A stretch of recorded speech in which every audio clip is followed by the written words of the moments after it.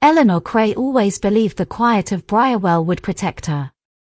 The village was small, cradled between rolling hills and fields that glistened with morning frost. Her stone cottage stood at the edge of the lane, close enough to the old bridge for her to hear the river when it rose after rain. She had lived there alone for 2 years, ever since her husband William died beneath the very bridge she passed every day on her way to the library. On a pale autumn morning, Eleanor unlocked the library door and stepped inside, breathing in the familiar scent of old paper and pine shelves. It was her sanctuary, a place where everything had its own order. That was why she noticed the envelope almost instantly. It lay on the counter, propped neatly against the return box, as if placed there with care. There was no name on the front. No address. Only a single line in neat handwriting. "You forgot this." The words tightened her stomach. Her hands trembled as she opened the envelope. Inside was a library book card, yellowed slightly at the edges. At the top was the name William Cray. Her heart stilled. The book listed was The Lost Pilgrim, borrowed 2 years ago. The date stamped for return had been the very day William died at Briarwell Bridge. She stared at it for a long time. No one had touched William's things since the funeral. The book had never been found. And yet here it was, returned as if nothing had happened. Eleanor forced herself to breathe. Perhaps someone found it at the back of a cupboard, she thought. Perhaps someone meant well. But the card was different. She would have recognized her husband's handwriting anywhere, and this was not his. The strokes were sharper, almost precise, as if copied from memory. She placed the card on the counter and checked the library's night return box. It was empty. No one had dropped the card through the slot. Someone had entered the library to place it where they knew she would look. Yet the door had been locked when she arrived, and there was no sign of a break-in. A shiver crept along her spine. The bell above the door chimed. Eleanor jerked up, startled. Mrs. Penberry entered, her wool coat buttoned tightly and her hair wrapped in a bright scarf. She gave Eleanor a warm smile. "Lovely morning, Eleanor. You look pale. Are you quite all right?" Eleanor nodded, though her voice stuck. Behind her, the card still rested on the counter, the name William catching the light. Mrs. Penberry leaned closer over the counter. "Is something troubling you? You seem rather shaken." Eleanor hesitated. She wanted to speak. She wanted to spill everything that rose like a tide inside her. But something held her back. A prickling instinct. A sense that whatever had begun was not meant to be shared lightly. "Nothing at all," she finally murmured. "Just a busy morning." Mrs. Penberry nodded, though her eyes lingered on Eleanor's face a moment too long before she walked away toward the history shelves. Eleanor exhaled. She gathered the card, intending to lock it inside her office drawer. But before she could move, she saw something else on the counter. A drop of water. Then another. Fresh, clear droplets, forming a trail as if someone soaked had stood right there. She turned to the entrance. The floor was dry. Mrs. Penberry had not brought any water in with her. The only place in the village that left one dripping wet at this time of day was the river under Briarwell Bridge. Her chest tightened. A whisper of a thought surfaced, sharp and cold. What if the river had not taken everything from her that night? What if something had returned? And what if it wanted her to know? Eleanor locked the library early that evening, though she told herself it was simply because the sky had darkened faster than usual. A low mist rolled across Briarwell, softening the lamplight and swallowing the edges of the cobbled lane. She pulled her coat tight around her shoulders as she stepped outside, glancing instinctively toward the old bridge that curved like a shadow across the river. She had crossed that bridge thousands of times. Yet tonight it felt different, as if something unseen waited beneath its arch. The walk to her cottage was only 5 minutes, but each step echoed too loudly on the stone path. When she reached her gate, she froze. A thin line of wet footprints trailed across her doorstep, leading straight to her front door. The prints were bare, each one glistening as though made only moments ago. Her breath caught. She looked around. The lane was empty. No sound except the wind brushing the hedges. With trembling fingers she unlocked the door. The cottage was silent. Nothing appeared disturbed. She switched on the lamp, half expecting to see another envelope or a dripping figure in the corner. But the room was empty. Still, the faint smell of river water clung to the air. Eleanor hung her coat, then checked every window latch. All secure. Yet when she returned to the sitting room, she saw something atop the fireplace mantel. A book. One she did not remember placing there. Her pulse spiked. It was The Lost Pilgrim. She reached for it slowly, almost afraid to touch it. The cover was damp at the edges. She opened it with caution. On the first page, a line of writing appeared in the same sharp, precise handwriting she had seen on the card. Come back to the bridge. Her hands shook violently now. She snapped the book shut and stepped back, her heart drumming against her ribs. Whoever had left this book had been inside the cottage very recently. And they wanted her to return to the place where William died. A soft creak sounded behind her. Eleanor spun. The kitchen door had swung open. She was certain she had closed it. Her mouth went dry. Is someone here? Her voice sounded too thin in the small cottage. She reached for the nearest object, a wooden candlestick, and stepped slowly into the kitchen. The room was cold, colder than the rest of the house. The window above the sink was slightly ajar. She approached it carefully. Mud streaked the outside sill, as if someone had climbed through. When she touched the mud, it was still damp. A gust of wind pushed the window wider. Something fluttered to the floor. A small scrap of paper. Eleanor bent to pick it up. It was torn from a notebook. On it was a drawing, sketched in charcoal. A simple but haunting picture. A woman standing on Briarwell Bridge. A shadowy figure behind her. And a line beneath it. You are not finished. Eleanor stumbled back, nearly dropping the note. Her chest tightened with a feeling she had tried to bury for 2 years. Not fear. Not yet. Something else. Something darker. Doubt. Had there been something she had missed that night? Something she had chosen not to see? The river roared louder in her memory. She steadied her breath and wiped her hands on her skirt. Whatever this was, whoever was doing this, they wanted her unsettled. They wanted her lured. And they wanted her alone. But Eleanor Cray would not be cornered so easily. She stepped backward toward the front door, determined to walk to the police station and report everything. But as she reached for the handle, she froze. Fresh water dripped from the inside of the lock. Almost as if someone had just turned the key from the other side. And slipped away before she entered. A tremor ran through her. She backed away from the door, unable to decide whether she was safer outside or inside. Then the lamps flickered. Once. Twice. And the cottage fell into darkness. Only the faint smell of river water remained, wafting through the rooms like a warning. The darkness inside the cottage felt heavier than it ought to be, as though the walls themselves were holding their breath. Eleanor groped for a candle on the table, her fingers trembling until they found the cold wax. She struck a match, the flame flaring to life with a sharp hiss.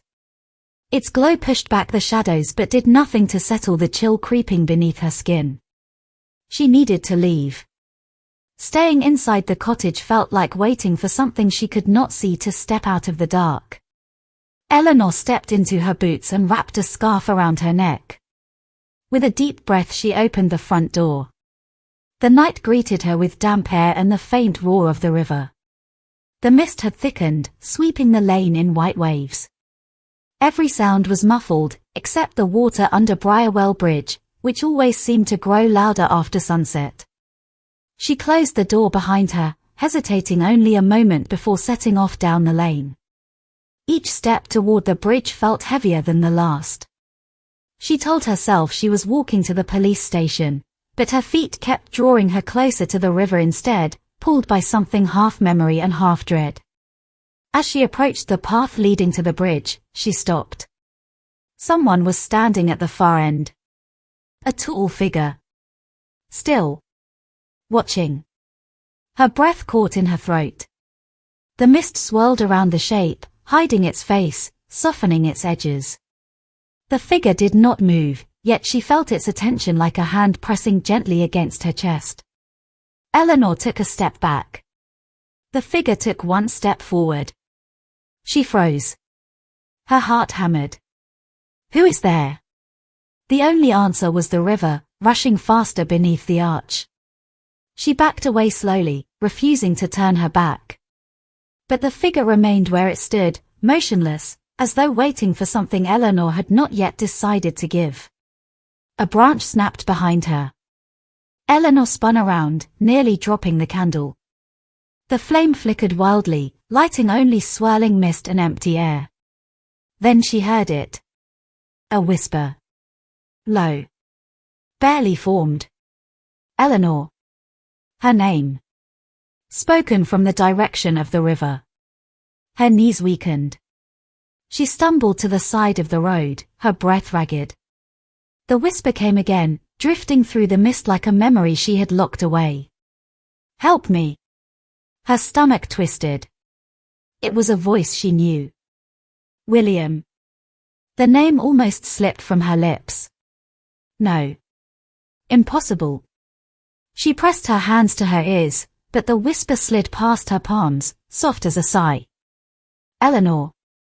Her candle guttered, the flame shrinking as if frightened too. The mist coiled more thickly, and for a moment she thought she saw a shape rising near the water's edge. A man's outline. Shoulders bowed. Clothes dripping. Head tilted as though searching for her.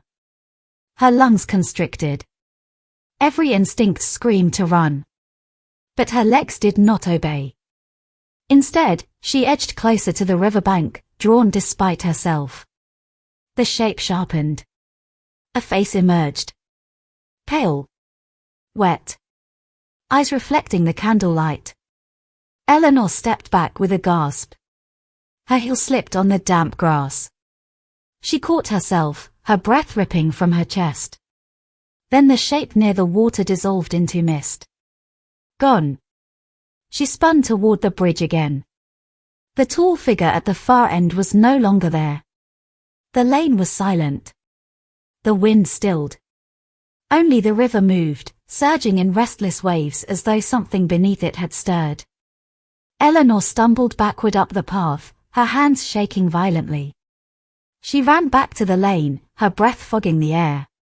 She did not stop until she reached the corner by the old postbox, where the lamps glowed weakly through the fog. She leaned against the metal, trying to steady herself. She must go to the police. She would not walk back to the cottage tonight. Her eyes drifted toward the postbox. Something white protruded slightly from the slot. That was strange. Post was rarely collected at night. With dread tightening her throat, Eleanor reached out and pulled the envelope free. Her name was written on the front. No address. No stamp. She opened it with numb fingers and unfolded the note inside. Do not ignore him again. And beneath the words, drawn in precise charcoal strokes, was the face she had seen by the river. William. But altered. The eyes were wrong. Too dark. Too hollow. Too knowing. Her pulse thudded painfully. The street swayed, or perhaps it was her legs. The mist closed in around her, cold and merciless. And for the first time since the night William died, Eleanor realized something terrifying. She had no idea what truly happened on Briarwell Bridge. But someone wanted her to remember.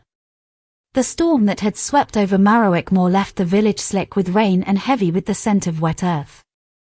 Lydia awoke before dawn, her mind tangled with questions she wished she could forget. The echo of the rusted gate creaking in the night lingered like a whisper in her skull. Downstairs, the cottage felt colder than usual. The fire had died in the hearth, and the silence settled in a way that made her skin prickle. She pulled her coat around her shoulders and stepped outside, intending only to breathe in the morning air and clear her thoughts. But what she saw made her heart stop. A line of footprints crossed the muddy path leading away from her garden. They were fresh, deep, and unmistakably left during the night. Yet what made her breath falter was not the presence of footprints, but the fact that they stopped abruptly halfway down the lane, as though the person had vanished into thin air. No vehicle tracks. No turning marks. No trail leading into the fields. Just an ending. A disappearance. Lydia crouched and touched the last print. The edges were still defined, untouched by wind or rain. Someone had been there. Someone solid and real. But where had they gone? Behind her, a voice drifted through the mist. "Miss Harrow. You should not be out alone at this hour." She turned sharply. It was Dr. Pembroke, his dark coat billowing as he approached. His eyes flicked to the footprints before she could explain. "Odd," he murmured. "Very odd indeed." Lydia swallowed. "I heard someone move the gate last night." Dr. Pembroke's expression stiffened, though only for a breath. "The moor has its secrets, Miss Harrow. Not all of them wish to be chased." His words hung in the air like a warning. Before she could ask more, he added, "You mentioned memories of the forest in your last session. Have they grown stronger?" Lydia's pulse quickened. She had never told him about the whispering voices she sometimes heard in the wind, nor the recurring dream of standing among dead trees while someone watched her from the shadows. "Only fragments," she replied carefully. Pembroke studied her for a moment, then gave a slow nod. "The past returns in strange ways. Especially here." Lydia looked again at the footprints. The air felt charged. As though someone was still near. Watching. Waiting. When she looked up, Dr. Pembroke was already walking away, his boots silent on the damp ground. He did not follow the footprints. He did not even glance back. He simply disappeared down the lane. Lydia hugged herself, feeling the cold settle deeper into her bones. Something was wrong. Not just with the moor or the silence or the dream lodged in her mind. Something was wrong with what she was supposed to remember. She stepped back into the garden, ready to retreat inside, when she noticed something she had missed before. On the back door, carved into the wood in thin, trembling lines, was a message. "Not again." Lydia staggered back, her breath breaking in her throat. Someone knew her. Someone had been there before. And someone was warning her. But warning her about what? The wind rose suddenly, carrying the faintest echo of a voice she could not quite understand. It brushed her ear like a cold finger. Lydia froze. She was no longer certain she wanted the truth. But the truth was already coming for her. The rain had returned in sheets, hammering against the windows of Eleanor's cottage. The river beneath Briarwell Bridge swelled with each passing hour, dark and untamed, as if eager to swallow the lane whole. Eleanor sat by the fireplace, the damp book resting on her lap, her eyes tracing the charcoal drawing over and over, unwilling to let it go. The message had been clear. Someone wanted her to return to the bridge. Someone wanted her to remember. Her phone lay untouched on the table. Calling the police seemed both urgent and pointless. How could she explain the wet footprints, the whispering voices, the figure at the river, without sounding utterly mad? She rose finally, her fingers tracing the spine of the book. A memory surfaced unbidden, an old trapdoor beneath the floorboards of the study, hidden under a loose rug. It had always been there, something she had been told never to touch as a child. Eleanor had dismissed it as childish superstition. Now she lifted the rug. Dust rose in small clouds. The boards beneath were warped with age, but one in particular rattled slightly under her touch. She pressed down and slid it aside. A narrow staircase led down into darkness, the air cool and musty. Torch in hand, Eleanor descended. The steps creaked with every weight of her foot, each echoing against stone walls.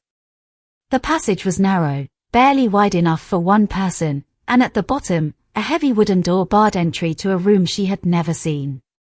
The door groaned as she pushed it open. The smell of damp and wood smoke hit her immediately. Inside was a small chamber, long forgotten, lined with shelves of old ledgers, letters, and boxes marked with names she recognized from village history books. At the center of the room, a single table held a collection of items wrapped in cloth. Eleanor approached carefully. She unwrapped the first bundle and gasped. A sketchbook. Pages upon pages of drawings of her house, her library, and even the bridge. Each drawing dated meticulously. The final page, however, froze her blood. A charcoal sketch of herself, standing at the river's edge, candle in hand. Behind her, a shadow. And beneath the figure, a note scrawled in familiar, precise handwriting. You cannot hide what you have forgotten. Eleanor staggered back. She had walked into a record of her life, tracked in silence by someone who knew every step she had taken. Someone who had waited. The candlelight flickered. The shadows of the room seemed to move closer, as if curious, as if alive. Her mind raced. How long had this room existed? How long had someone watched her? A sudden noise, a scraping sound from the far corner, made her spin. Nothing. Just the stacks of boxes. Her pulse pounded. And then she noticed it. A small key taped beneath the table. The key was engraved with initials she knew well, W.C. William Cray. The river below surged as if echoing the realization. Whoever had created this hidden chamber had planned for Eleanor to find it. She knew in that instant she was standing on the edge of discovery and danger. Someone wanted her to uncover the past, and uncover it she must, no matter the risk. Outside, the storm raged, as though the village itself were holding its breath. Eleanor tucked the key into her coat pocket. She had to return to the bridge. She had to see the truth. And this time, she would not be alone. The following evening, the mist returned, heavier than before, curling around the cottages and winding through the streets of Briarwell like a living thing. Eleanor walked slowly toward the bridge, the key from the hidden room pressing against her chest through her coat pocket. She could feel its cold metal as though it pulsed with a purpose of its own. The river surged dark and fast below. The arch moonlight danced on the restless water, illuminating the wooden planks of the bridge that creaked softly beneath her steps. She paused halfway, staring at the rippling current. Somewhere below, hidden beneath the river's surface, she felt the truth waiting. A voice whispered from the shadows. Eleanor. Her body stiffened. The voice was too familiar. Not William's. Not entirely. Who's there? She called, her own voice sounding hollow in the mist. Silence. Then a sound, a metal clink, like a key dropped into water. She glanced down.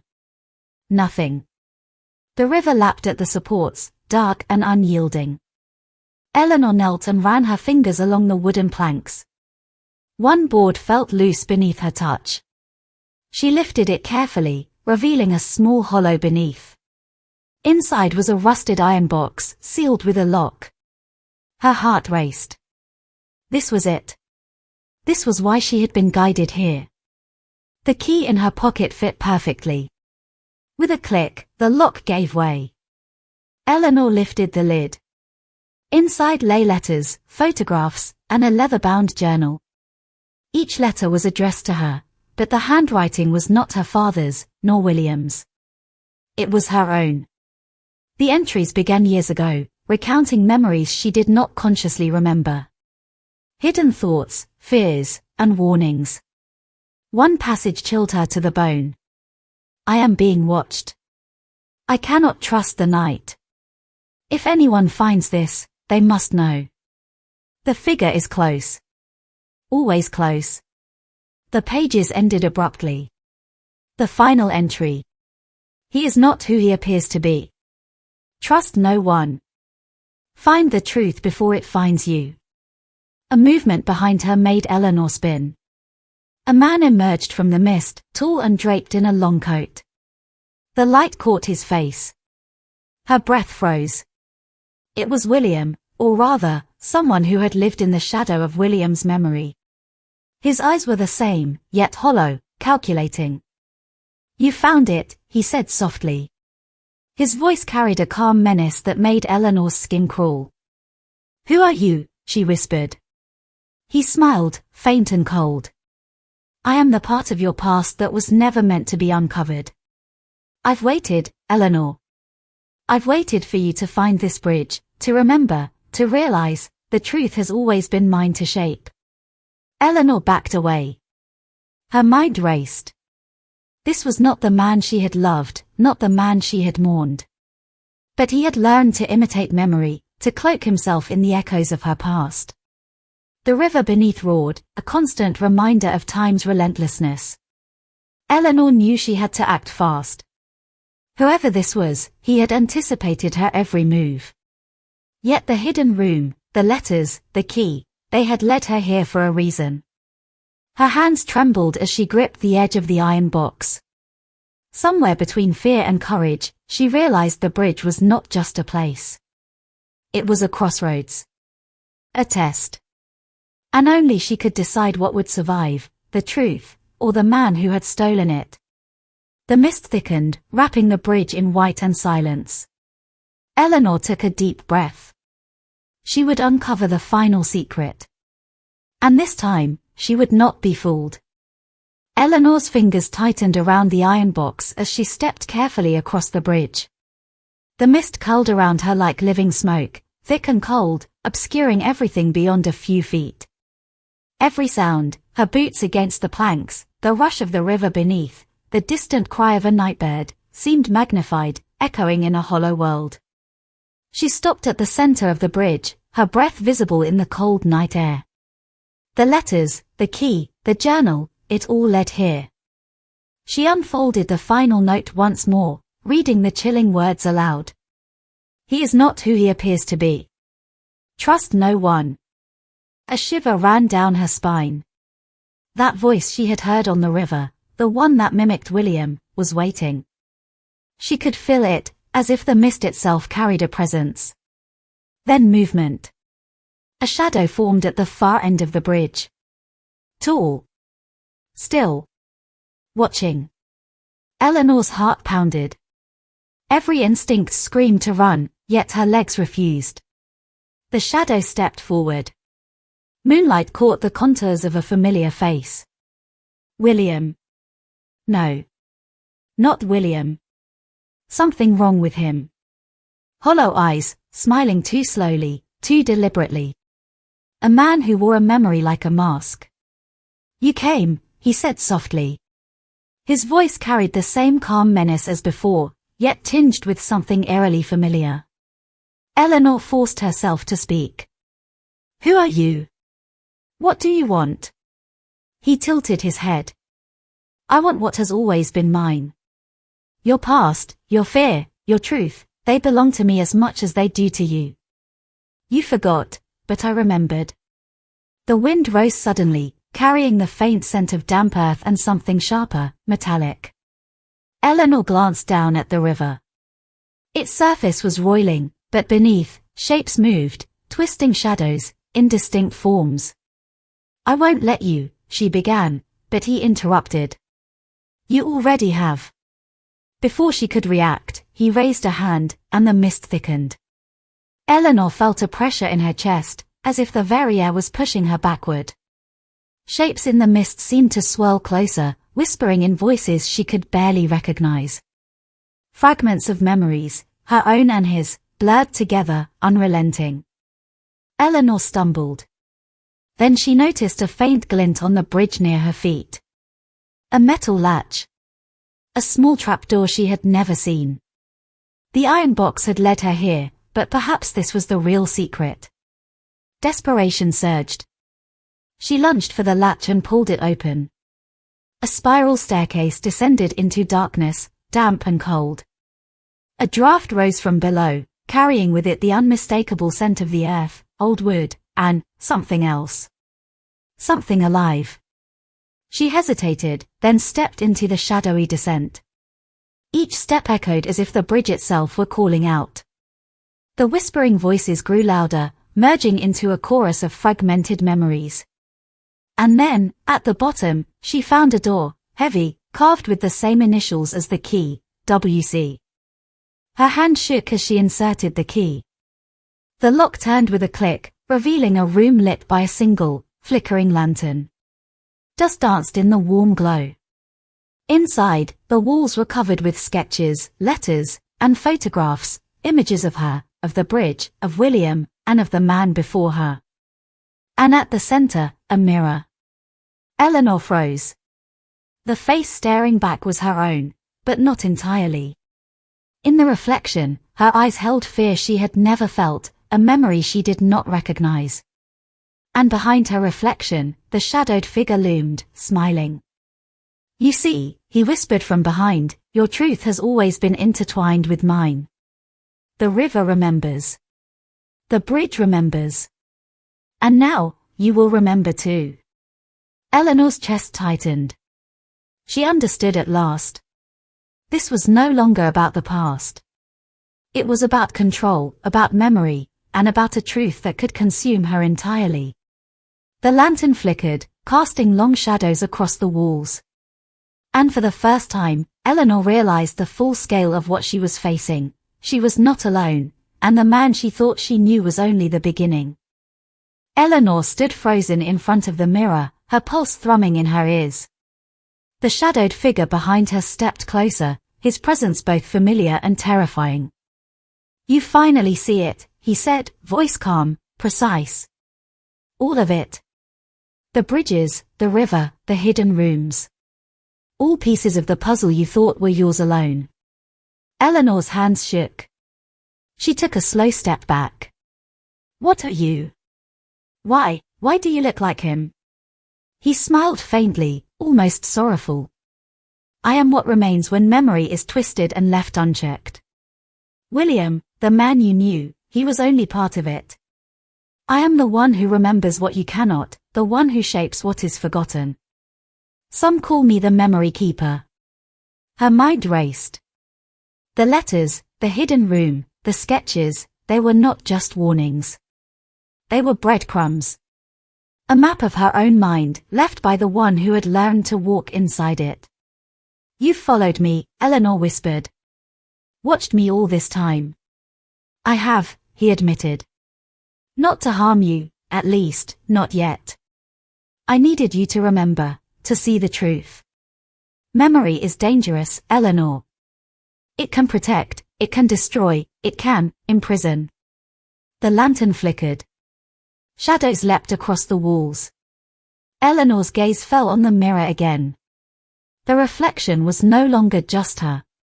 It was a tapestry of her past selves, each layer hiding secrets she had buried, each face echoing a choice she had never made. I won't let you control me, she said, finding her voice. Fear and determination collided inside her. This ends tonight. He inclined his head, almost approvingly. Then let the memory guide you. Face what you have hidden, and you may yet be free. Eleanor took a deep breath. She focused on the faces in the mirror, on the memories she had been afraid to face. Slowly, the layers began to shift, the shadow behind the mirror trembling, unraveling under the weight of truth. She stepped forward, placing her hands against the glass. The room seemed to pulse. The memory keeper's form flickered, then shrank, becoming nothing more than a whisper in the shadows. For the first time, Eleanor felt the air change. The room, heavy with decades of secrets, seemed lighter, open. She understood now, the truth had not belonged to him. It had belonged to her all along. She stepped away from the mirror. Outside, the storm had passed. Moonlight shone clearly over the river and bridge. The mist was gone. Eleanor touched the iron box one last time, then left it where it belonged. She walked back across the bridge, feeling the steady rhythm of her own steps. The village of Briarwell seemed quieter, safer, somehow. The hidden rooms, the letters, the shadows, everything had been a test. And she had passed. Memory was no longer a prison. It was a lantern. And Eleanor carried it forward, into a life reclaimed, a past understood, and a future she would remember.